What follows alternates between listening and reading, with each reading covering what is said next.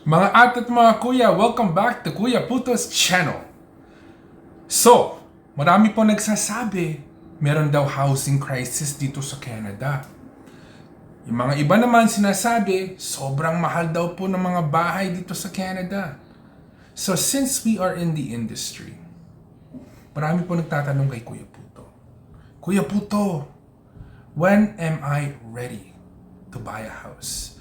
When do I know that I am ready to enter the housing market? Yun po ang pag-uusapan natin dito sa video na to. By the way guys, this video topic is 100% inspired by Spot Pinoy. Hello guys, hello Ate Ina, hello Kuya Mark, hello Kuya Rice. Let's go.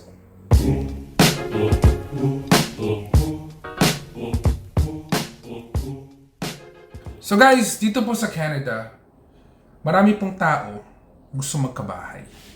Ang goal po nila ay magkabahay.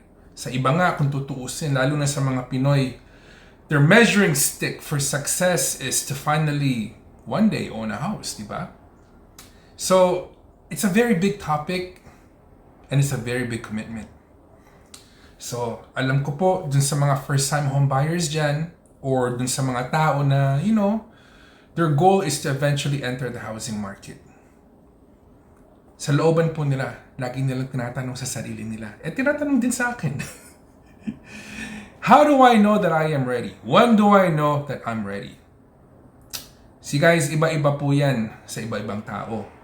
But overall, if you follow these 3 things that I'm about to share with you, hopefully, it makes everything clear. Okay? So pagbili po ng bahay, hindi biro yan. As in, napakalaking commitment yan. Not only financially, also mentally and spiritually. Maniwala kayo, walang ka-OA yan to. So Kuya Puto, how do I know and when do I know na ready na akong bumili ng bahay? Hold on. Slow down a little bit, okay? Dahil proseso to. You're not buying a pair of shoes. Okay? Hindi ka bumibili ng tsinelas. This is one of the biggest investments you'll ever make in your life. So it's best na you approach this with caution and you approach this with knowledge. Okay, so slow down. So, ina-advise po namin lagi, is to follow these 3 steps that I'm about to share with you. Hopefully, if you follow this checklist, your transition will be a lot smoother. And eventually, you'll be able to answer that question for yourself. I always said, you will never be ready until you actually do it. To yan. Same as having kids. You'll never be ready until you actually do it. Paplanuhin mo ng paplanuhin yan. Magde-daydream ka na magde-daydream. Mag-window shopping ka hanggang maturat ka. But you'll never actually do it until you do it. But before you think about that mindset, before you take up that mindset, let's prepare you. Dahil malaking bagay ito. Hindi biro to, guys. So number 1, check your financial health. Napaka-importante niyan. Kuya Puto, ano ba yung financial health na yan? Meron ba kayong down payment? Okay? Bilihan ng bahay ngayon dito, depende kung saan kayo bibili, mahal talaga kung mahal. But according to history, and according to a lot of people that have invested in real estate before, the best time to buy was yesterday. Dahil yung presyo ng bahay pataas lang po ng pataas historically. Okay? So, meron ba kayong down payment? Dahil without the down payment, we can't really do much. Requirement yan. So, sana naman meron kayong naipon dyan. And hopefully, yung naipon ninyo is enough to actually enter the market with the price that you have in mind, di ba? Do you have the right behaviors? Spending and saving. Importante din yan. Dahil when you're moving from renting to home ownership, there's a lot of hidden costs na hindi po familiar ang renter and they find out really, really painfully after they buy the house. There's utilities, there's insurance, there's maintenance, blah, blah, blah, so on and so forth, diba? So, kailangan po yung behavior ninyo and yung attitude ninyo when it comes to saving and spending, dapat nasa tamang lugar. Okay? Dapat nasa tamang lugar. Another important aspect ng financial health ninyo na kailangan na tutukan ninyo is your credit score. Because that's gonna play a very major role in the home buying process. So kailangan po, like I said, build up the behavior of becoming responsible and maintaining responsibility. So kung may utang kayo, bayaran ninyo. You know, don't ever allow your credit to go down. Don't ever allow a situation where mga creditors hinahabol kayo, because that will significantly lower your score. And it's gonna make things very challenging later on when you actually want to go buy a house. So guys, it's a good idea to check your credit score every so often. That way, alam nyo kung nasan kayo. Whether if you need improvement or if you need to maintain. Dahil napaka-importante talaga yan. Lalo na dito sa Canada, because we are a credit-based society.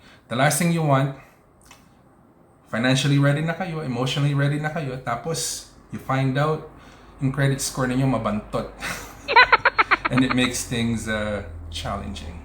And we don't want that, right? We want this home buying process as smooth as it can be. Because it should be a happy experience, because it's a first step towards most people's dreams, di ba? Alam ko po tayo mga Pinoy, di maiiwasan, mahilig tayo sa utang, tsaka mahilig tayo sa kotse. So, kung nag-iisip po kayo bumili ng bahay, sometime in the near future, part of examining your financial health is to make sure yung mga utang ninyo po is in check. Because kung kayo loaded sa utang, kahit po malaki yung kita ninyo, which we're gonna talk about next, it goes against you. Karamihan po tayo mga Pinoy, mahilig tayo sa mga kotseng magaganda. Mga kotse na mga bago. Mga kotse na mabibilis, tsaka makikintab, right? I always advise people, if you're planning to buy a house, wag muna kayang bumili ng kotse. Napaka-importante yan, because it is the most common obstacle that people face when it comes to the financing portion, when it comes to buying a house.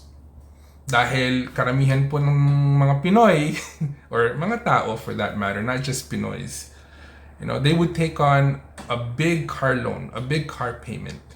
And yung pong payment sa kotse ninyo, yung utang ninyo sa kotse on a monthly basis, that can and will significantly bring your buying power down. Okay? It'll bring your buying power down. So isipin nyo guys, later on we'll talk about this in this video. Kunyari iniisip nyo, oy, gusto kong bumili ng bahay kalahating milyon. Pero meron kayong car payment, $1,000 a month. Guess what? More than likely, you will not qualify to buy that $500,000 house. Instead, you will have to settle for something much cheaper, because guess what?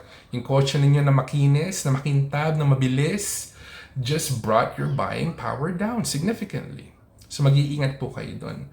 Always make sure yung mga utang nyo po nasa tamang lugar. Okay? This is what I talk about when I say you have to be mentally prepared, mentally matured, and you have to have all the right behaviors when it comes to saving and spending. So yung utang, iwasan natin yan. Let's train our brains to iwas sa utang. You can buy the car after you buy the house. That's very important.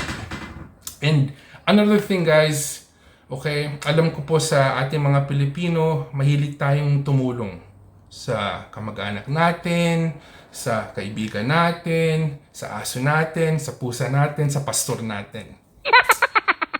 Don't hate me for saying that. But this is true. Marami po, na-approach sila ng mga kakilala nila, mga mahal nila sa buhay. Hoy, pa-cosign naman. Hoy, gusto kong bumili ng kotse. Can you co-sign for me? Uy, gusto kong bumili ng bahay. Can you co-sign for me? Remember guys, co-signing for a loan makes you equally responsible for that loan. Okay? Dahil, gusto natin makatulong, di ba? But at the same time, if you have your own plans to buy a house, for example, you might be putting your financial health in jeopardy. Paano ba sa Tagalog doon? Pasensya na.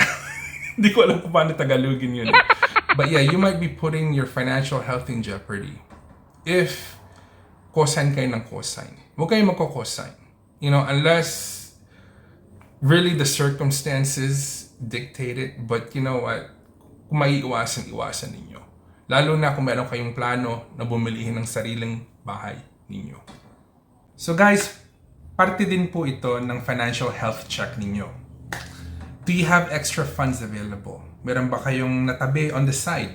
Because hindi lang po down payment ang kailangan natin para makabili ng bahay. Meron din pong tinatawag na closing costs. Yes, closing costs. Usually to play safe, you know, ina-advise po namin to put away at least 2% of the purchase price for closing costs. Fees, lawyers, penalties, blah, blah, blah, blah, blah, blah. There's like a whole bunch of them. There's a whole list depending on the situation of the buyer, di ba? So, importante yan. As in, importante yan. Hindi lang down payment ang kailangan natin. Kailangan meron tayong pasobra. Kailangan meron tayong kutsyon. Kutsyon. Yes. So, at least put away 2% or more. Just in case. So, yeah. So, all of those, guys, as far as financial check goes, from the top of my head, kung meron kayo nun, that's the first part of this 3-step process. Okay? So, the second step, guys, you need to check your employment status. And in some cases, dito sa Canada, your immigration status. Okay? But let's start with the employment status first. Gano'n na ba kayo katagal sa trabaho? Stable ba yung trabaho ninyo? Stable ba yung income ninyo? Nag-overtime ba kayo? Kayo lang ba mag-a-apply? Or, you know, kasama niyo po ba yung misis ninyo? Or your missus and your other family members? Importante yan. And how are their employment statuses? Okay? Dahil yung information na yon napaka-importante sa mga lenders because they need to know if your income or the people's income who are gonna be on the application for home financing is stable. Importante yan. And you can't rely on your overtime. Okay? You have to base yung kakayanan ninyong bilhin na presyo ng bahay doon sa regular time ninyo because overtime is never guaranteed, di ba? So, yeah, ask yourself, yung employment ko ba solid? How long have I been in this job? Do I like this job? Because the last thing you want, guys, is buying this house without a stable type of employment. Dahil paano kung mawalan kayo ng trabaho? Okay? Paano kung binase na ninyo yung purchase price ninyo dun sa overtime na nakukuha ninyo tapos all of a sudden wala nang overtime sa trabaho nyo? Or, you know, you included a family member or a couple family members na hindi naman stable yung trabaho nila and nawalan sila ng trabaho. Paano yung bayarin? Yung pong bayarin hindi humihinto. Okay? Like you can't go to the bank and say, "Uy, nawalan ako ng trabaho. I can't pay the mortgage this month." Alright? So, tandaan niyo yan. Napaka-importante na masaya kayo sa trabaho ninyo. You're earning consistently. That's the key word, guys. Consistently. And there's always room for growth. Naiintindihan ko po dito sa Canada ngayon, marami po tayong mga kabayan that are waiting for their PR status. Yung iba, meron po silang magagandang trabaho. And they're able to put themselves in a position where they can afford, the numbers work out. But we always advise po na just to be on the safe side, wait for your permanent residency status to take into effect. That way, you know, it's just safer. Dahil you have to ask yourself, right? Paano kung di ko makuha yung status ko? Ano mangyayari sa bahay? It's a huge investment. That's a lot of money, di ba? So, with such an investment that involves a lot of money, I think, and I'm pretty sure a lot of people will share the same sentiment, just wait for your status to be approved first as permanent residents of Canada. Permanent residents of Canada. And then you can make the purchase. Or, you know what? Nasa sa tao na rin yan. You know, if you can make the numbers work, if the risk appetite is tolerable for you, kayo lang po makaka-decision yan. But just to be on the safe side, we always say, wait for your status to be cleared. So the third and final thing that you need to ask yourself, kung gusto nyong malaman na ready na kayong bumili ng bahay, na ready na kayong mag-enter sa housing market, am I willing to work with professionals? Do I have honest and trusted professionals that I can work with? You need two. You need a mortgage advisor and you need a real estate person. Napaka-importante niyan. But before you go to the real estate agent, so you're not wasting their time, di ba? Consult with a trusted, honest mortgage agent. Honest mortgage agent. Dahil siya po ang magka-calculate ng financial health ninyo legitimately right down to the dollars and cents. Napaka-importante niyan. Because that mortgage advisor will tell you exactly ano yung position ninyo. How much you can buy or even whether you can buy. Okay? They're gonna check your credit score. They're gonna check your income. They're gonna check everything. And they're gonna sit down with you and tell you kung ano yung kakayahan ninyo. Before you go to a real estate agent, make sure na meron kayong pre-approval. And make sure that you're very knowledgeable with the whole process. Okay?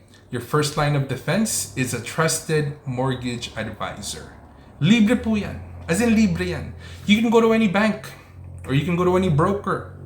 Just make sure, layuan nyo po yung Pinoy mentality. Ano ba yung Pinoy mentality na yan, Kuya Puto? You know, hindi po maiiwasan sa culture natin. Oh, si pastor merong kilala. Oh, yung aso ko may kilala. Oh, yung pusa ko may kilala. Oh, yung kapitbahay natin may kilala. No. You know what? Do your research. Do your own due diligence. Go to a bank. Ask for that person's credentials. Okay? Porque kaibigan siya ng kung sino, do not easily trust the biggest decision of your life to this person until alam niyo po yung credentials niya. Until alam niyo po na tama siya para sa inyo. Like I said, are you ready and willing to work with the proper professionals? So go find a mortgage advisor. Go find a mortgage agent. Find out what your thresholds and your levels are. Okay? I know this can go an hour, but we're just talking about the basics here. Okay? So after you've spoken to a mortgage agent, tapos alam niyo na yung mga thresholds ninyo and alam niyo na yung mga limitations ninyo, alam niyo na yung mga budget ninyo if you qualify or not, when you qualify, okay, go find a trusted real estate person. And do the same thing when hiring the right real estate person. You know, wag kayong pipili ng tao porque, you know, ni-recommend netong aso ninyo, netong pusa ninyo, you know, ni pastor ninyo. Okay? Do your own due diligence. Ask for this person's credentials. Okay? Is this person legit? Is this person gonna be working for me and my own best interest, or is he or she gonna be working for her own benefit? Okay?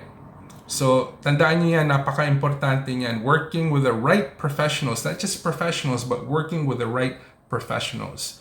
When you are ready, lahat to nagawa na ninyo. The last step is for you to make the jump. Like I said at the beginning of this video, kayo lang po makakaalam yan. Ibang tao, lahat na ng kailangan meron na sila. The checklist, all of the boxes are checked. It's a checklist, right? But puro plano, puro plano, puro plano. They never get to execute. You never know, and you will never find out until you actually make the jump. But being informed, just like what we've discussed in this video, having that equipment in your mind, in your head, will help the transition a lot smoother from renting to becoming a homeowner. So sana naman guys, nakatulong to kahit konti, medyo humaba na. And just remember, this is just a bare bones guideline, okay? There's a little bit more involvement. I just spoke about the basics. And hopefully meron kayo natutunan kahit konti dito sa video clip nito kahit humaba na ng konti. And if you have not subscribed, subscribe naman kayo sa channel ni Kuya Puto so we can grow this as big as we can. This is Kuya Puto wishing you good night, good morning, good afternoon, wherever you is in the world. Stay hungry, stay humble, keep your hustle strong. I'll see you in the next video, guys. Bye for now.